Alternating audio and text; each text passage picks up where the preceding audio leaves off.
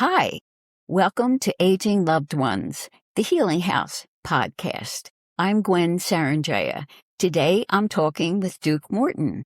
Now, Duke has been here before. We're just going to have a nice discussion. Duke and I have been friends for over 40 years. How are you tonight, Duke? I'm great. I'm great. Yes, it has been many decades here. It's a pleasure to be a guest on your show. This is great. And you're such a wealth of information, having taken care of parents for 7 years. Yes. I feel it's fine to repeat stories because we're going to go deeper into different areas. So let's start with, what was it like when you first moved in and how did you handle it? Yeah, I was very apprehensive, actually. I was very energetic. You know, it's something that I wanted to do, and I really thought a lot about it before actually moving in. I remember I had visited a couple of months earlier in the year and stayed with my parents in their house, and just was sort of I had the idea that this was maybe something that was going to be, at that point, it hadn't happened yet, but I knew it was coming up because they were going downhill, and none of us really knew how that was going to work out, if we were going to hire somebody or somebody. But I went up there specifically thinking, okay, so how could this work? How could I fit in? What are, just refreshing myself with their personalities and what the challenges are. And so I sort of had an idea before I threw myself into it, like how that was all going to work. And after, I think I spent a week up there a couple of months earlier. And at the end of the week, I was like, okay, this actually could, if it happens, this could actually work out, and it's something I could do. And then lo and behold, a couple of months later, there it was. And I suggested to my sisters, I said, I'm the logical one to move in and do this job. And I had prepared in my head for what the challenge was going to be. And I knew ahead of time exactly how my parents operate. They never set boundaries. They don't respect any boundaries. They have no idea about any of that. It's simply, they lived off the top of their heads, whatever mood they were in, that's just how it was. And so I knew going in, it was going to be really challenging. I would have to grow into it because it was going to challenge me to really set boundaries and hold to them, and always focusing on what needed to be done as opposed to what they had in their heads that minute that they wanted to do. It's like, okay, because at that point with their health failing, they could not live on their own. They couldn't do all the things they had been doing, they couldn't do for themselves. And, the doctor was giving directives as to the medications and the exercise and what needed to be done. And so I knew that I was going to have to lay down the law. And I was, like I was saying in my head, I think this is going to be really good for me because I'm going to learn how to set my boundaries, not with two very difficult people. And consequently, once I learn, these skills, it'll be so much easier in the rest of my life because nothing's going to be that hard. So I knew that going in. I had in my head prepared myself, and I visited beforehand, so I sort of knew how I could fit in and that it was possible living on a daily basis there, and that they had space. And at that point when I moved in, they were both still mobile in walkers, so they were still both getting around on their own, but they were not capable of cooking anymore or getting on and off of exercise bikes, that kind of thing. My dad loved his exercise bike and he, unlike my mom, was very fitness oriented and hadn't been earlier in life. But what he told me, I subsequently learned, is when he turned 50, his doctor said, look, you really have to start taking care of yourself because he had high blood pressure and he had some heart valve issue that he'd had like his whole life. And of course, as you age, things get worse, not better, unless you take care of them. So he, from 50 years old on, was used to focusing on his body and knew he had to do some exercise every day. My mom had to sort of grow into that with her as her disease progressed. But by the time I got in there, he was fully in that regime, and he loved working out on his exercise bike. And much like your story last week about your dad just suddenly climbing up a ladder, he would just get on his exercise bike, which is, unless you are really stable, it can be really unstable. He could easily fall. And so I was horrified, like, okay, I really need to be in the room when you're doing this. You can't just randomly get on it. So things like that, there are just little adjustments that as their diseases progressed, I had to lay down the law more and more. And Sometimes it was very confrontational. They were both, my dad was used to just exploding and throwing a temper tantrum. And I had to throw one right back and just lay down the law and say, no, this is not, this does not wash anymore. There's no one around that you're going to be bossing around. I am in charge now. And I had to lay down the law a few times. And then finally, with both of them, they finally got on board with the program. But certainly it was when I walked in, as you said, what I walked into, that's the situation. But it wasn't unknown to me, so I could mentally prepare beforehand, which really helped. And unlike some people, I know I have some friends that suddenly found themselves in that position and had not had any kind of preparation, sort of blindsided them, and that's much more difficult. So I feel fortunate. I did this, purposely in my head. I wanted this experience, as I said. Years before, I wanted this experience and didn't know how it was going to happen. And then 2 months before I ended up doing it, I sort of, scoped out the situation to see how I could fit in. So I did. I laid the groundwork before I got there, which was really beneficial and saved me a lot of grief, definitely. Okay, you were taking care of 2 people. Yes. What did a typical day look like? Typical day. So because both of their diseases were progressing, my mom's more slowly than my dad's, but at the time he had dementia, but the dementia actually did not progress. He had it for a few years, and I had actually interacted with him before. So I knew, luckily, that wasn't getting worse. He never got to the point where he didn't know who, it wasn't like Alzheimer's, where he didn't know who you were or where he was. And I thank God none of us, we all counted our blessings that we never had to deal with that with either parent. But he did have dementia, but his health was, he had what do they call it? They call it cardiac failure. Anyway, his heart had failed a couple of years earlier. He had been rushed to the hospital because he had not cardiac arrest. They had thought that he had a heart attack, but he didn't. At any rate, his heart was failing. So that was sort of what was going on, and he was going downhill. And his blood pressure, of course, was, would go off the charts randomly depending on his diet. I had to, one of the things I knew, anyway, I cook anyway, so I was up to the challenge. I learned a lot more. I was actually happy because I got to do all the cooking, so I got to improve all of my cooking skills and my knife skills and all of the things you work on as a chef. I was like, okay, this is also great because I really can try out different recipes. I had a bunch of recipes I make for myself. I could try them out on my parents and see what they liked. They ended up liking a bunch of the stuff. But with my dad, one of the challenges was he was on a low sodium diet.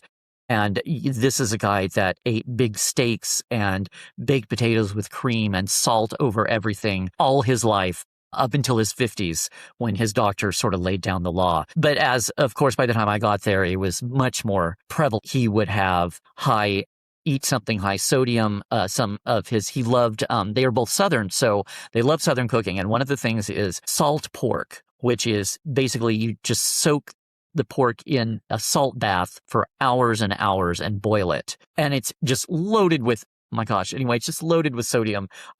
His favorite thing, after a few times of doing that and hours later being rushed to the emergency room, literally because his body could not handle the salt. I mean, his blood pressure it was a number of times we did this before we realized, wait, this is slowly killing him. So his doctor put him on a low sodium diet. So I, being a cook, went through his favorite, because he was a very finicky eater, and I went through his favorite meals and broke everything down into all of their elements and what kind of sodium was involved and how I could still cook his things, but have them meet the sodium requirements.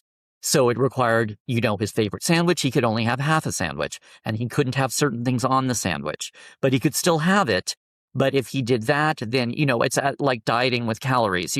If you splurge on one thing, you can't later. So I would present every day, okay, here's what you can have, and I can make these things, but you could only have like half a biscuit. He loved fresh baked biscuits. He could only have half a biscuit. And if he did that, he couldn't have something else later. So it was very challenging. I did a lot of work coming up with his menu, stuff that he liked to eat. And he, as I said before, where he had his whole life been very negative, and everything was just downbeat, and life beats you down, and you just have to suffer through it, and then you get to die as a release. That was it. I'm like, wow, okay, this is a way how not to live your life. Yeah, that death is welcome because life is so hard, and then you get to be released like a prize. You get to die.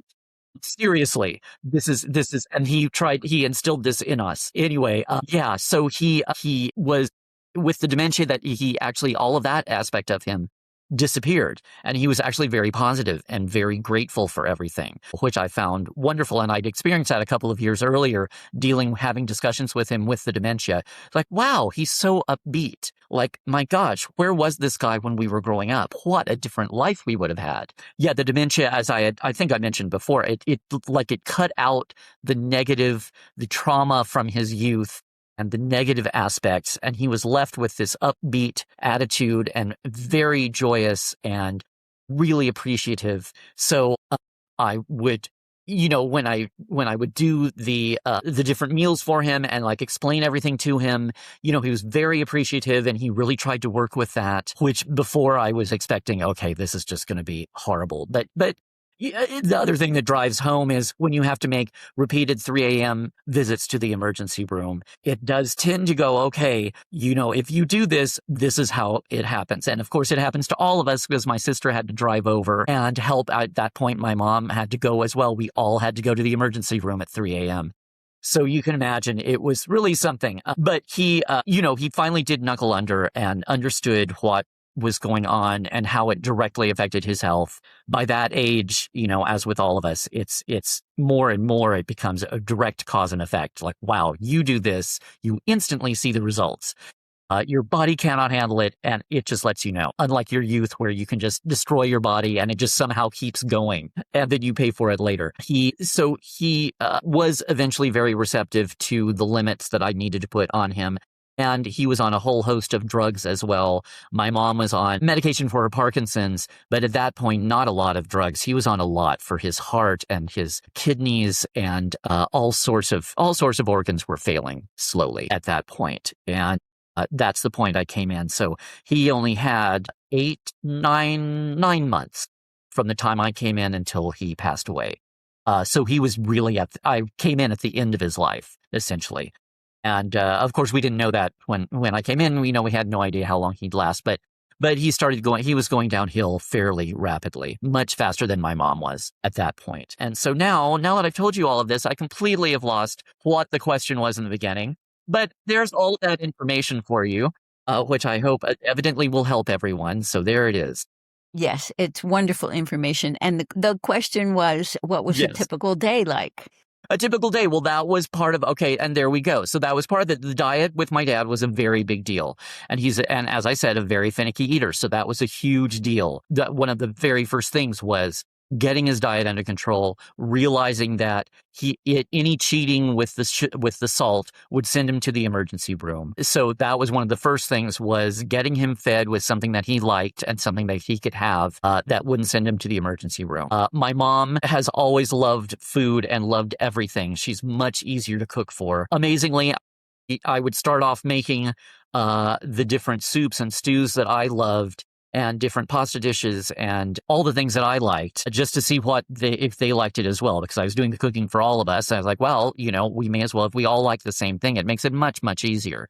And especially with somebody as my dad. My mom was amazed. He really loved my cooking, and I got him to eat this very healthy chicken and vegetable stew, chicken provençal stew with all of these herbs in it and very little salt. And he loved it. They both loved it. But my mom was amazed. She said, oh, he has never had soup or stew in his life. And they ate, I learned it by heart. They ate gallons of it. We would go through gallons of it a week. I would be making a huge batch constantly. And it was good for them, and it was homemade, and it kept him on his diet. So that was a big thing, a daily routine. I was constantly in the kitchen, cooking and making up shopping lists, cooking and cleaning. That was a big part of my day, just round the clock. As anyone that has cooked for a family knows, if you do all home cooking, it's just round the clock. You're always preparing ahead. I'm a big fan of, there's a product which has been on the market for decades, which I've used forever, called Food Saver. Anyway, it's a vacuum sealing individual portions of meals and freezing them. And it's such a great way if you're doing big batch cooking, which I like to do. Then you constantly have a variety of meals prepared that heat up easily. And with my parents, of course, with all of us there, I like to have a variety so it doesn't get monotonous, which was really important for my dad because he's very finicky. My mom, of course, would eat the same thing all that. If she liked something, she would just have it for every meal, which made that very, very simple. As I said, that thinking back, like this stew was, they both would just eat gallons of it for like every meal they wanted it, which was fantastic and quite hilarious. But yeah, so a lot of my day was cooking, staying. My dad had lots of different medications to be given at different times. So that was a big making every week, making up his pills for morning, noon, and night, the different dosages ahead of time. So I knew what time, and then keeping track of the time and when he took what, because I needed to report all of that to a nurse. Also take his blood pressure every morning, weighing himself every morning, and reporting all of that as well was a big part of the day. As I said before, he was in the habit of staying in shape. And so in the beginning, he was able to get precariously on his exercise bike, never fell off it, although it was quite hair-raising. But he, and it was great because he really knew that it was important and would do it without me having to make him do that. And he got into the routine of what he could eat and what he couldn't eat. And I had my lists posted all over his special dietary needs posted up in the kitchen, and what meals. My sisters would come over and assist, would give me like an afternoon off or a day off sometimes. So I got used to printing out a menu of exactly what was available in the freezer and the fridge each day. So when they came over, they could let my parents know what was available for each meal, which made it much easier. So that was a huge deal. Running the kitchen was a very, very big part of my job. And as were the medications and keeping my dad on his diet. At that point, my mom was not far gone yet. I mean, she was in a walker, but she could still get around. They could both get around in their walkers in the beginning. And she was not going downhill as fast. Luckily, they were both not going downhill at the same rate.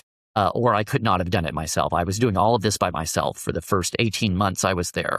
It was just me on the front line. Don't really, in retrospect, don't know how I did that, but I did. And yeah, somehow I survived.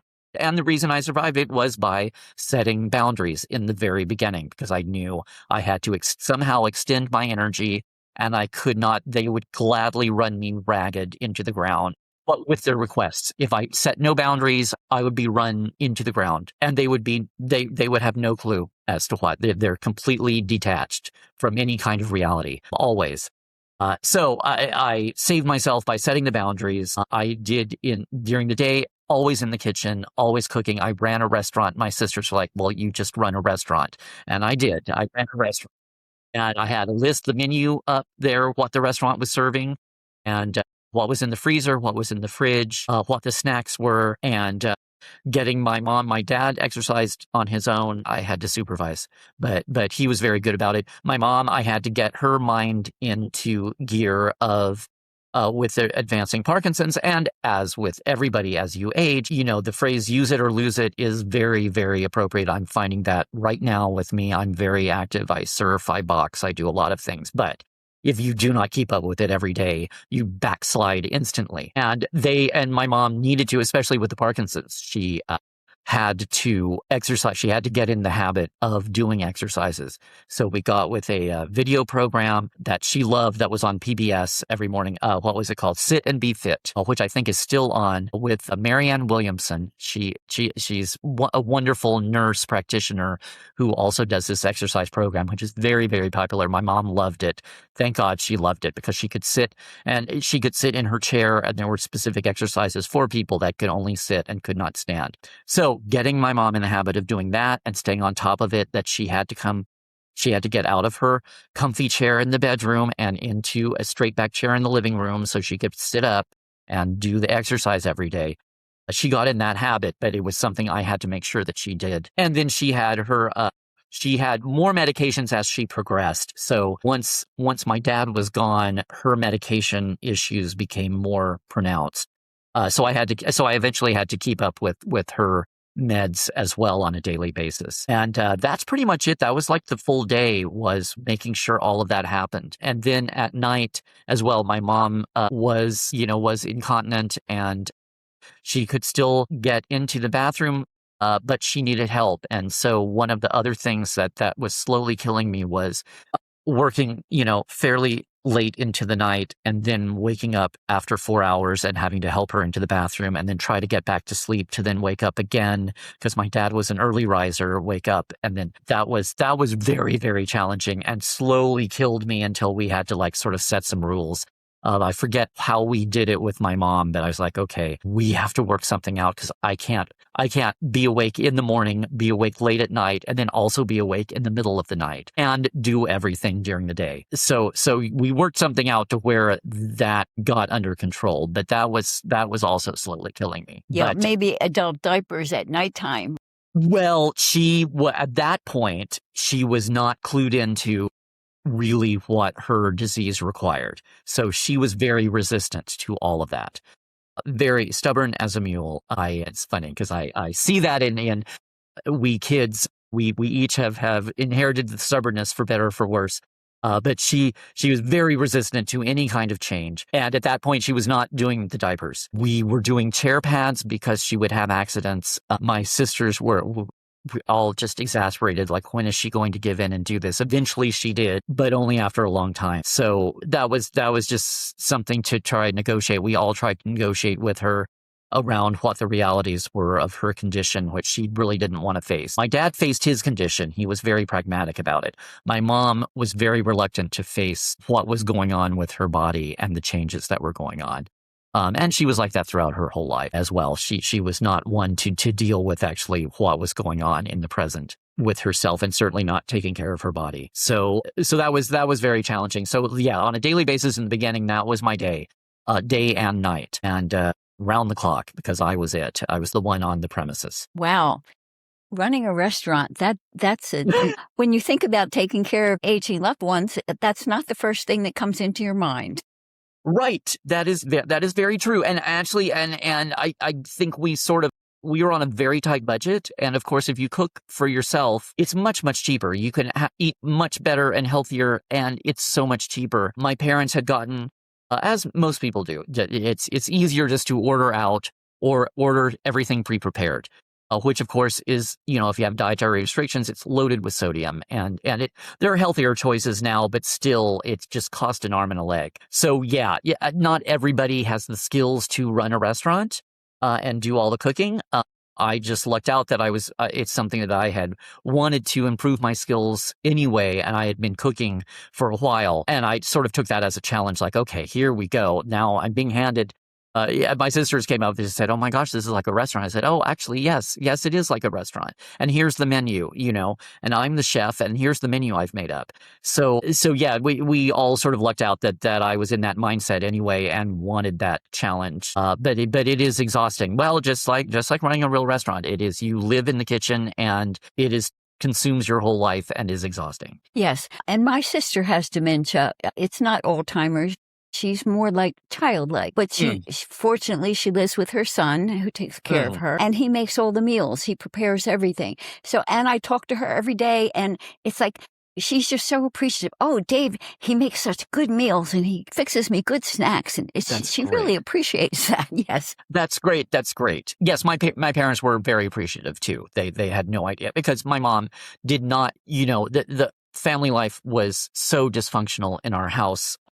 My mom could cook some. She knew Southern cooking, and she did cook some, but it was so dysfunctional that there were no. And we were brought up in show business as well, so you keep very odd hours. You're never at home, and my parents' marriage was horrible, and my dad was living his own life, had long ago decided to build his own life so that we weren't involved in. So yeah, they were both. This was something new, that all the meals were prepared at home and they ate at home all the time. That was something very new for them. But yes, equally, they were very appreciative as well. So how did your day change once, say, your father was out of a walker? Or it's like, what was the next stage that happened? Yeah, the next stage was because my mom was still mobile in her walker.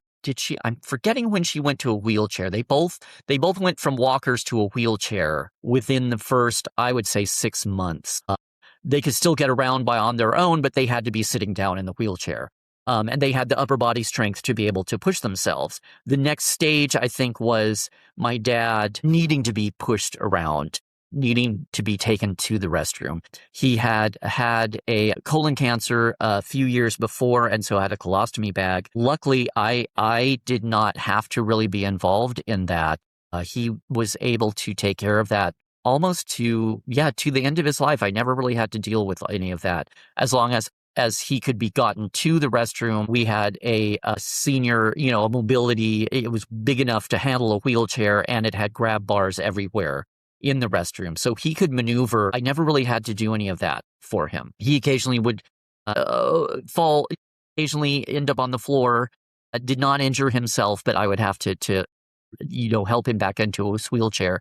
But luckily, no injuries from that kind of thing. And I did not, thinking back, I really did not have to be as involved as I had expected. I had expected that they would both be completely incontinent and I would have to be doing everything in the restroom for them. And I really did not have to do that, which was a relief. That was something off of my plate. But as it progressed, I think within the first 6 months, they both became wheelchair bound, but were still able to get around. And my dad, once he started going down the hill, he was happily, comfortable just watching movies on TV and staying in his wheelchair. And he was not able to really exercise at that point.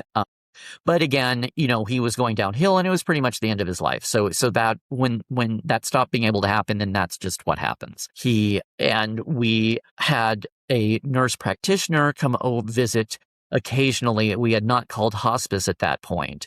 Unfortunately, hospice should have been involved for the minute I got in there, as I've spoken of before. But at that point, I did have a nurse practitioner I could call up and say, okay, here, they gave because they had Kaiser, they had a blood pressure machine that would report automatically every morning to the Kaiser nurse. So she would have his vitals. I would take them every morning. And that was one of our routines, first thing, to roll him into the bedroom. And sometimes he would sleep in his office. We had a home office that he liked. He had his own office, which he liked. And he would stay in there for hours and hours and watch movies. And luckily, it was right adjoint next to the kitchen. And I was in the kitchen all the time, so I could check on him constantly, which was a wonderful setup. The mobile home they were in was really set up well and proportioned well for people in wheelchairs, which was wonderful. We were very fortunate. It just was like that when they moved in. So yes, as they progressed, I had to, of course, do more and more for my dad and maneuver him around. My mom, luckily at that point, could still get around on her own and sort of take care of herself. And I could assist her when she needed it, but I could focus on my dad's care and his meds and taking the blood pressure and weighing himself. So that shifted, and that was within the first six months, really. And my sisters had to be more involved. My youngest sister had not moved in with us yet, but she would visit. She worked from home, so she was able to visit fairly regularly, luckily, during that time to be with my dad. She'd come up for a week and stay in the place. She would stay on a blow-up mattress in the living room. And then my other sister, who lived across the freeway just a couple of miles away, she came over more and more frequently to help out and just be with my dad, because as his health declined, we sort of knew it was coming time. The end was coming. So that was a big shift as they became more and more dependent on being moved around mobile home. That was a big shift. So I just, little by little, my role increased. I just had to be able to take on more and more responsibility. And luckily, I had my sisters who could assist with that, so I wasn't entirely alone. And then we had the nurse practitioner through Kaiser, which, she'd come over once a week. And then of course, once we called in hospice, we learned, my God, they should have been involved for months earlier. And they would have been here like every day. So once they got involved, it was just miraculous, because it took a huge load off of me. And those were the last few weeks of his life, what ended up being the last few weeks of his life. But you could tell his mind was wandering more. he was more content just staying in the wheelchair in his office. He had his classic films that he loved watching and his music he loved listening to, and he would just do that, for hours on end. So it was in that aspect it was easier because he was occupied and he wasn't very mobile. So yeah, that's how it shifted as the time went on. Okay, and what was the next stage that he went through? After that, he, they could tell by the his blood pressure readings every morning that his kidneys were starting to fail, and he was eating less, but still, keeping up his weight. He was still eating what he needed to eat, but he definitely was eating less. His kidneys were starting to fail. His dementia was progressing, of course. He would have periods where he would blank out, and I would find him slumped back in his wheelchair, and I'd have to sort of revive him and then call up the nurse. He had a couple of those episodes, and at some point, I would panic and call my sister and go, oh my gosh, maybe this is it. This is when he's going to die. This is the last few weeks. So we had a few of those episodes. Of course, it got to the point they had little by little been adjusting his medications to try to get the blood pressure under control. And eventually gets to the point where the meds won't work. He would go in for checkups. The doctors would run tests.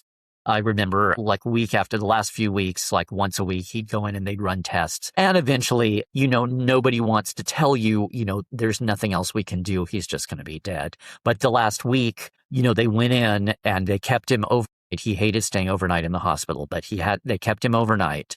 And we sort of knew. It's like they didn't really tell us anything, but we were like, there's probably nothing else to be done. And he's just, his organs are just failing, and that's just how it is. So they did release him, luckily, because he really wanted to die at home. He didn't want to die in the hospital. And he was in good spirits that last week. And I think that he had gotten into his head. It's like, okay, this is the end. And, I'm just going to appreciate he was in a really good mindset, appreciate everybody and everything, and let us all know how much he appreciated all of it, which was really wonderful. Now, Duke, you really taught your father how to love, because you talked about him being neglected and abused as a child and having all that horrible mindset, and the dementia alleviated that for him. But you coming in and loving him every day, you really reparented him. You really got him to learn how to receive love, because he never received it when he was a child. That's right. That's a very, very good point.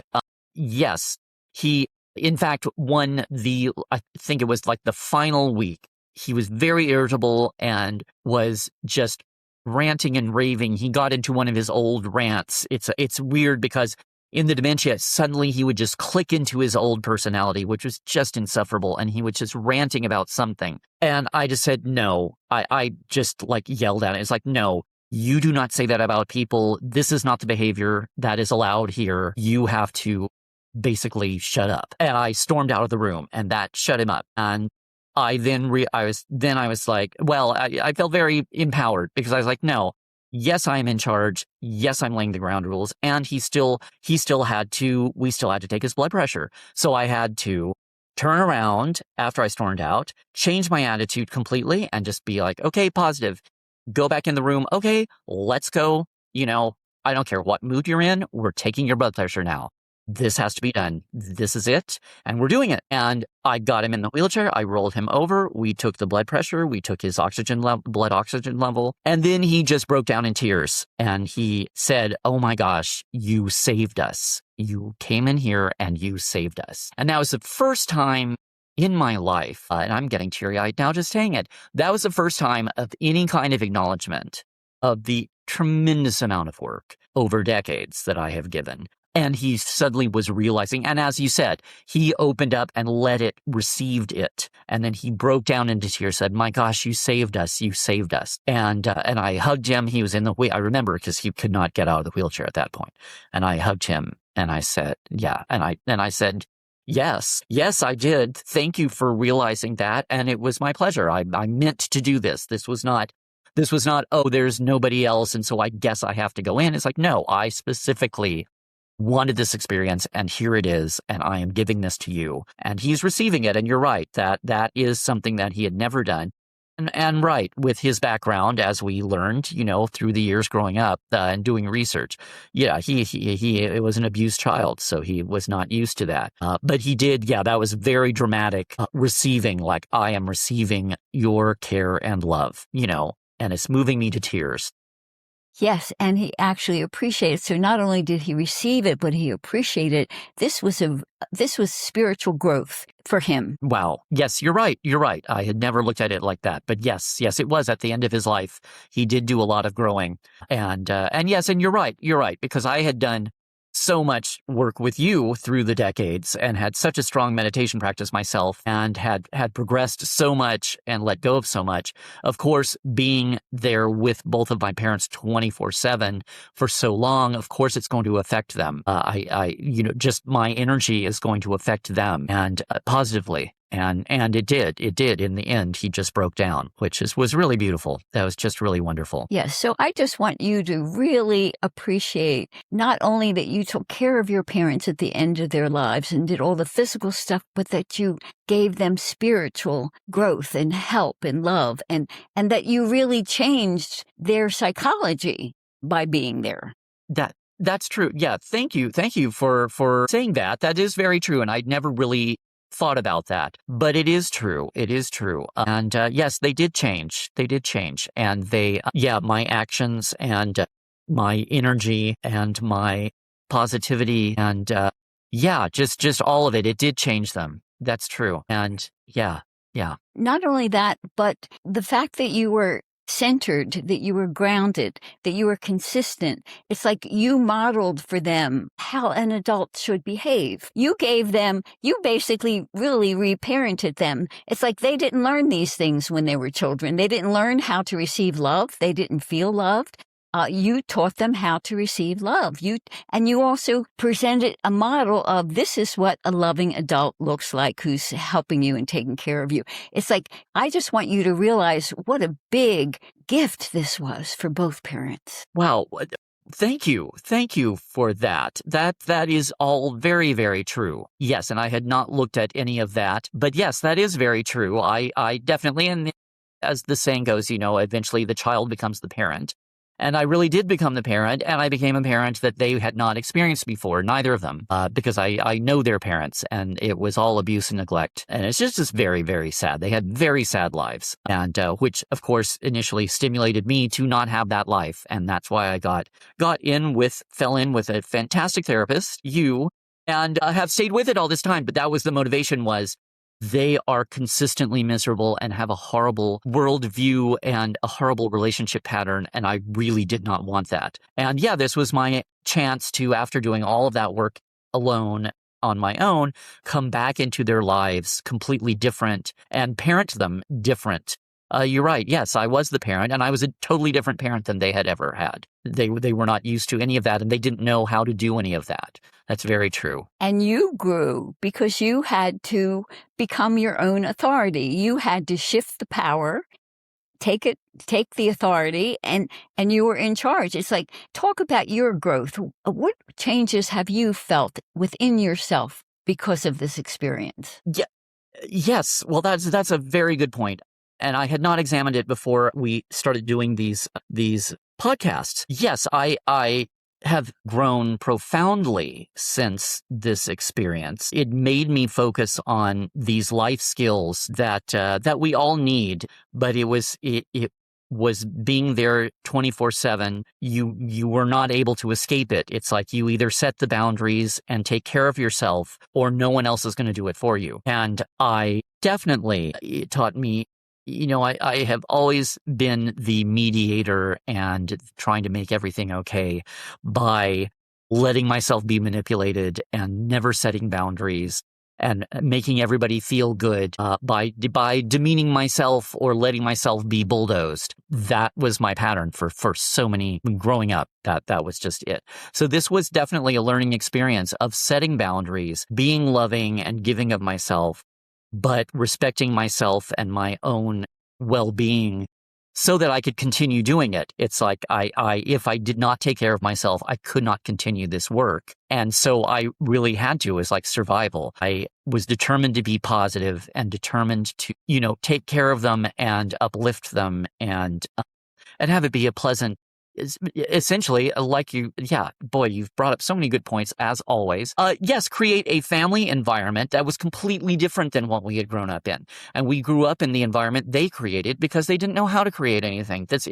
They created the environments they grew up with, which were abusive and dysfunctional and just horrible. So yeah, that's true. I came in, became the parent, and specifically created a completely different home environment of carrying rules and boundaries, but also caring and love and positivity in order to survive, and not specifically to extend their lives, but as you said, which I hadn't really focused on, it certainly made their lives better at the end, having experienced that.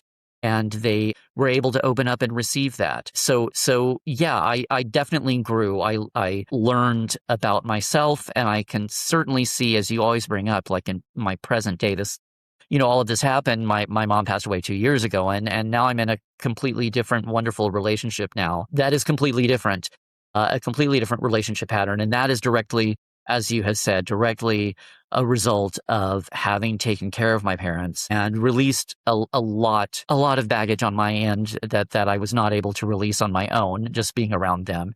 And also taking care of myself and taking care of them and being able to set boundaries, but then also loosen those boundaries, learn some give and take. And, everything doesn't have to always be my way. Although there were things that had to be, but it didn't have to be like that. I wanted them to it's their house and they should be able to do what they want in it. So it has taught me, I'm just looking at my relationship now, it certainly has taught me to take care of myself, but also sort of take a back seat and just let things be. Like, what does the other person want? It doesn't all have to be my way. We're both adults. Open myself up and go, okay, let's do something new. Let me do something new with the relationship. Let me, let it grow on its own, rather than me having brought some mental picture of how things have to be and everything has to fit that mold. I no longer do that. And that is a direct result of having this experience with my parents. Because it just didn't work. I could set boundaries, but I did not know the way things needed to go. I knew some of it, but it really we sort of all had to figure it out as we went along. And so I had to let go of a lot of stuff. And it certainly serves me now in my own relationship. Now I have totally changed. And as you've said many times, I would not be able to have the relationship I have now had I not had the experience with my parents those years and had changed. I had grown and changed as well as them. Yes, and a lot of those issues around control. And it's like, when do you exert control and when do you let go and let the flow happen? Right. So true. And I can see from my parents both had that worldview as well. They're all in their heads. What I have in my head is the way it's going to be, and regardless of anything that happens, even if it's negative, it still has to be this way because that's the way things are. And that's what we grew up with, and that's how I operated in all up until now, all of my major relationships. Very much I had an idea of what it should be, and this is how everything had to go. And of course it doesn't go like that. If you're in a give and take in a really loving relationship where you're equals, each of you has ideas about where things should go. And if you're both open, you find that out together and you forge a new path, which is what I'm doing now. And it's amazing. It's an amazing experience. I've never operated like this. And I had to learn that by taking care of my parents. Everything thought it was going to go. But it ended up being wonderful, and we all ended up growing, and it was a wonderful experience. But yes, I had to let go of preconceived notions of the way I thought everything had to be. Yes, and instead of recreating your parents' relationship, you've released all those old patterns, and you're able to be present in your relationship right now with your partner. Yes. You're present. Yes.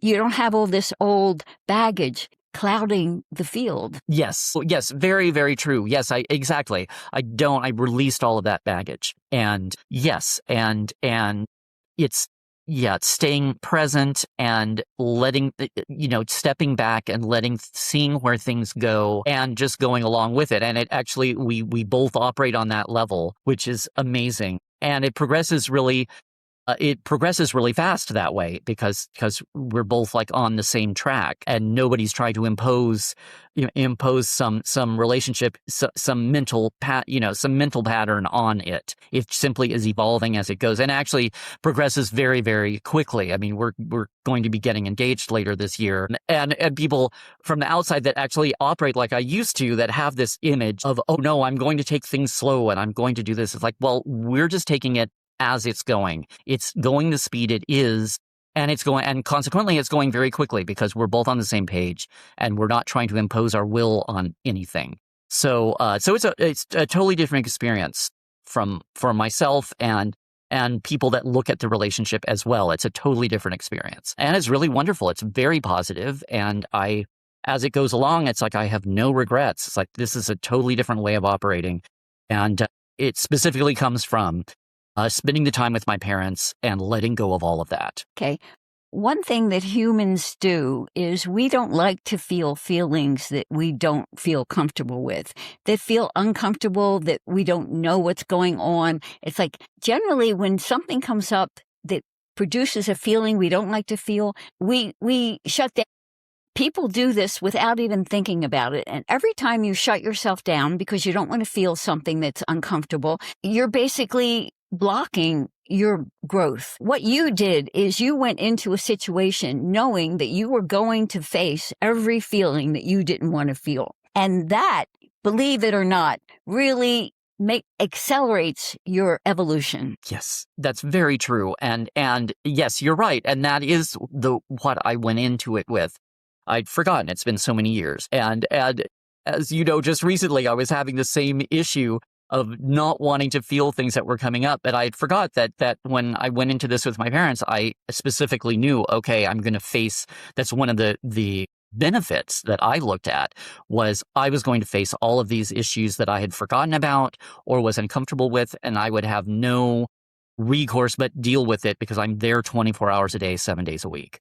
There's no escape. And I actually liked that. I was like, wow, this is going to be really challenging. It's going to be really good for me. And yes, I have forgotten that since then and had to learn it once again. That you have to, the uncomfortable stuff you have to stay with and feel it and work through it. That's the only way to get through it, is to simply go in. Exactly. So whatever feelings come up, the best thing to do is stay with it and keep breathing. If it's an uncomfortable feeling, you stay with it and breathe. Because if you pocket it, if you shut yourself down, that's a part of yourself now that you don't have access to for the rest of your life. Exactly. Okay. So it's very growth producing. And matter of fact, we come in to deal with these things. We come in to deal with the difficult stuff. But often what happens is people get weary of doing it and they don't want to do it anymore. And so they basically shut themselves down. You want to be growing your entire life. You don't want to ever stop. Yes, exactly. And your entire life. That's the other thing I find, especially at the age I am now. So many of my peers have stopped. It's sort of like, well, at this part of my life, I'm just going to stop. I'm going to, it's the old retirement mentality. I'm going to retire. But what is retirement? It's so you just stop growing and living and doing anything or exercising your mind. I mean, what does that mean? I have the complete opposite. There's some wonderful examples of that as well. I have to say, Jimmy Carter's one of my role models for later in life, specifically working literally to the end of his life on construction projects, and never sitting down into his 90s. He was still doing this. That to me is growth and change. That's how your life goes. You don't sit back and then just retire from everything and stop growing and stop changing and stop learning. I do not subscribe to that. Well, thank you so much, Duke. This has been very informative. I have learned a lot personally. That's great. And I'd love to have you back. We have more to discuss. I want to introduce some of my experiences with my friends. I've had at least four different friends die who were close to me, but that's for another podcast. So Oh, that's terrific. Yes. Okay. thank you so much for your time and your love and your wisdom and just your presence. Thank you so much. This is very helpful for so many people. Well, thank you. I certainly hope it is. I feel like I just sit here and run at the mouth, but I'm glad that everybody's getting something out of this. That's wonderful because it's very interesting to me to dive into all of these issues. So thank you. Thanks for having me. And it's very integrative for you too, because I'm making you think about things you haven't thought about for a while. So it's helping you integrate your experience. Yes, very, very true. Yes, I am getting a lot out of this, I'll have to say. So thank you once again. Okay, so goodbye to everyone. We will see you next episode. Have a wonderful day.